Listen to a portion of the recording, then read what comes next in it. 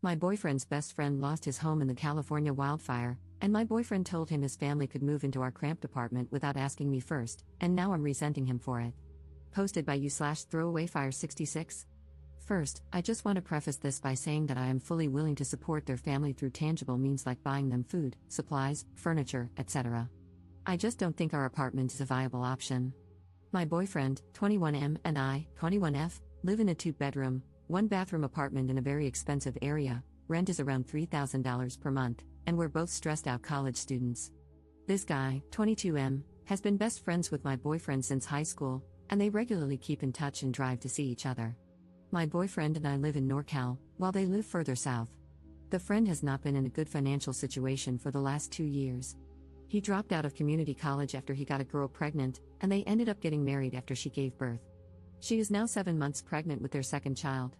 My boyfriend and I usually go down to visit them together, and we always pay for meals, and I always try to buy a couple of toys for their 2-year-old. We have been in contact with them since last night. They were able to safely evacuate and bring some essentials, including their car, but their house has burned down. My heart aches for their family, and I really want to help them by transferring money or even calling some of my friends who live in SoCal to see if they are willing to take them in.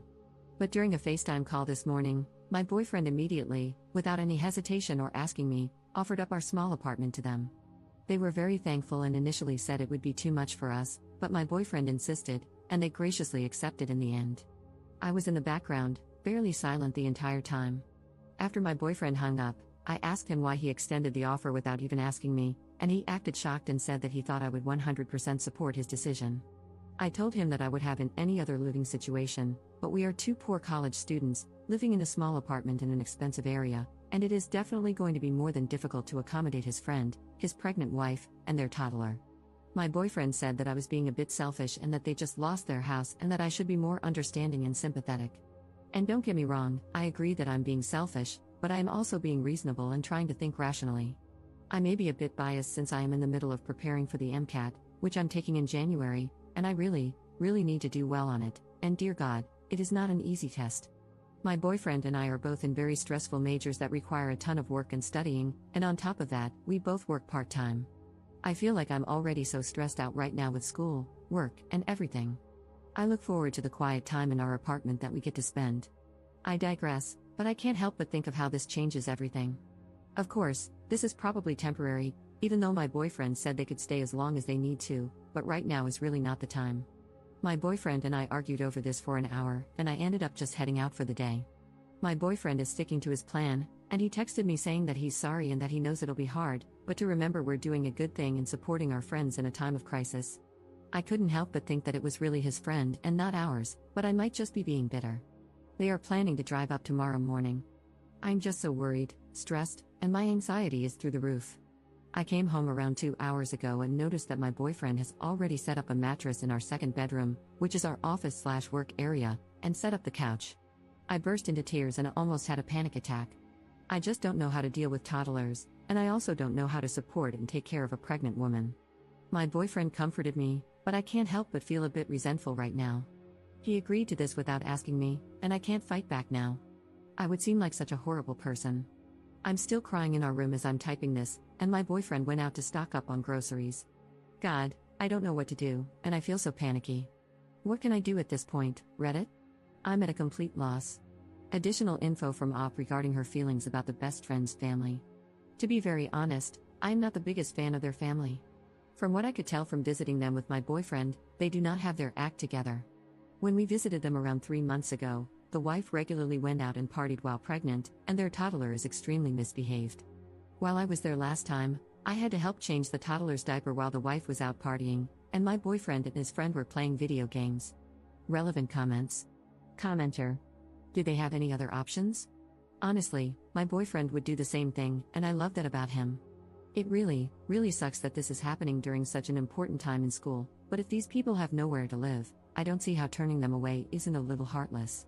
Of course, you might need to stay at your friend's house to get studying done, but is that such a horrible trade-off for helping a family with no home? Op's response. I think they do have options but decided to turn to us because their family would be harder on them, pushing them to pay for themselves and move out soon. They both have family nearby. In fact, the husband's wealthy family lives not far from us. However, they had already housed them for a year and a half after she got pregnant at 18, and according to my boyfriend, they were furious about how they acted during that time and almost kicked them out. They eventually caved and actually bought the house they lived in so they could move out. I just can't deal with irresponsible adults in addition to a toddler in my small apartment. As others have pointed out, they can get support from FEMA or even stay at a local shelter. Hundreds of people are doing this. If they need money or food, I will gladly send it to them, but I can't offer my space for many reasons. I'm sorry if you see this as heartless, but I get the feeling you would feel differently if you were actually in my situation. Update 1 day later. Never thought I'd be updating so fast, but everything was resolved during one of the most hectic and stressful nights of my life. Shout out to all my supporters out there, you guys made my day yesterday. And to those of you calling me heartless because I don't think offering up our living space is a good idea, even though I've said I'm willing to support them in any other way, screw you. The pregnant wife, husband, and toddler arrived at our apartment last night around 9:30 p.m. They had already told us on the way that their toddler had contracted some kind of food poisoning and wasn't feeling well, which is what delayed them. My boyfriend and I went down to greet them and immediately noticed they had so much luggage, 2 large suitcases, a duffel bag, and about 4 Trader Joe's shopping bags filled with random stuff and half-eaten food. Cool, that was going to be fun to lug up the stairs. So, my boyfriend and the husband started bringing up their stuff, while I stayed back and half-carried the pregnant wife up the stairs because she felt too tired and nauseous. We got upstairs, and I asked where Jake, the toddler, was. The wife suddenly realized she had forgotten to unbuckle him from the car seat and left him there. She asked if I could go down and grab him. I wanted to say, not my forgotten toddler, not my responsibility, but I decided to try to be gracious, at least for the first day, so I went down and unstrapped the toddler, who looked visibly sick. There were literally 2 bags of vomit next to him, which I removed from the car and threw in the trash because they would have been forgotten and become a severe health hazard. I tried to see if he could walk, but he started crying and dragging himself on the ground, so I picked him up and carried him upstairs. I set the kid down next to our couch, and Lord Almighty, he did not look good. His cheeks were flushed bright red, dried vomit was caked on his face, and his breathing seemed quick and shallow. I felt his forehead, and it was burning hot, so I ran to the bathroom to get a thermometer. While I was digging for it, I heard, again? Are you effing kidding me, Jake? I rushed out, and sure enough, the poor kid had thrown up all over our carpet. I wanted to cry. I ran to the kitchen for paper towels, but the pregnant wife was already using some sort of napkin or cloth to sop it up, smearing it around and making it worse, and I wanted to die. I stepped in to help while the toddler screamed, and she yelled at him to shut the F up. My boyfriend and the husband came over to help, but the wife told them to go away because she had it handled. Then she asked me if I could take Jake to the bathroom to rinse him off, and the only reason I said yes was because I was seriously worried about the kid. I stripped him down, ran warm water in the tub, and put him in. I placed a thermometer in his mouth, and lo and behold, he had a temperature of 106 degrees. Not good at all. Combined with vomiting, rapid breathing, and lethargy, that was enough to warrant a trip to the ER. I yelled for the mother to come to the bathroom and asked where she thought he got the food poisoning. She said she didn't know, he'd just been eating fruit for the past 2 days. I started freaking out because his symptoms were consistent with meningitis. The poor kid kept grabbing his head and crying, clearly having a headache. I asked her if he'd been vaccinated for meningitis, and she said she didn't think he'd been vaccinated at all. Now I was panicking. I felt Jake's neck and tried to ask if it was hard for him to move it, but he just cried harder. I called for my boyfriend and the husband, explained the situation, and the husband confirmed that the baby hadn't been vaccinated for meningococcal bacteria. It was a no-brainer at that point.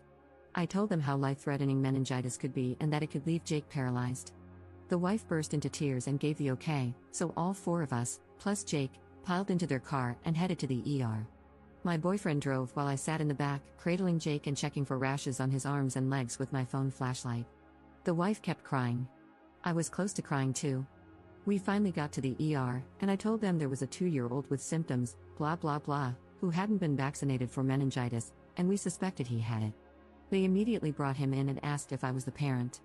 I said no and pointed to the wife, who was trailing behind me in tears. They brought her in with Jake and told me to wait in the lobby. That was the first time I actually breathed. 5 minutes later, the husband and my boyfriend rushed in. I told the husband to talk to the staff so he could be brought in too. He did, and my boyfriend came over to hug me, and I just lost it, bawling into his chest. He kept apologizing, saying it was all his fault. I was still crying when he called an Uber for me, insisting I go home and rest while he handled the rest. I was too exhausted to argue, so I got home around midnight, brushed my teeth, and crashed after getting a text saying Jake was stable on antibiotics and waiting on blood tests and cultures. I woke up around 10 a.m. the next morning, and the apartment was eerily quiet. My boyfriend wasn't in bed. I wandered into the living area and found him asleep on the couch, no luggage, no pregnant wife in sight. I nudged him awake, and he told me everything.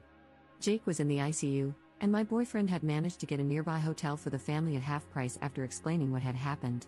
He paid for a week-long stay and helped move all their stuff to the hotel while the wife stayed with Jake at the hospital. He kept apologizing, saying he didn't think things through and asking me to forgive him. I told him it was okay and hugged him.